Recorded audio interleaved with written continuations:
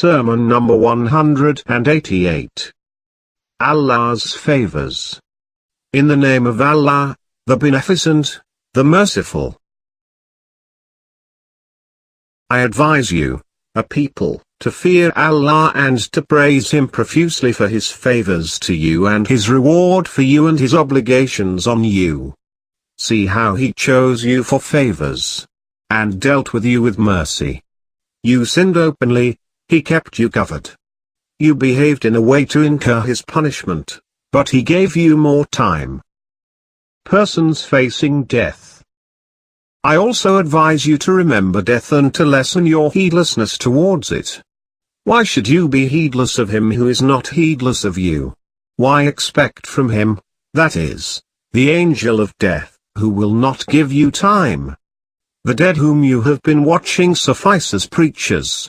They were carried to their graves, not riding themselves, and were placed in them but not of their own accord. It seems as if they never lived in this world, and as if the next world had always been their abode.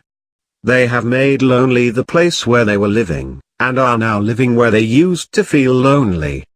They remained busy about what they had to leave, and did not care for where they were to go.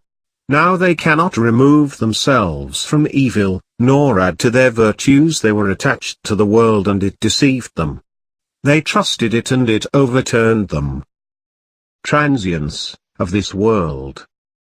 May Allah have pity on you. You should therefore hasten towards the preparation of houses which you have been commanded to populate, and towards which you have been called and invited.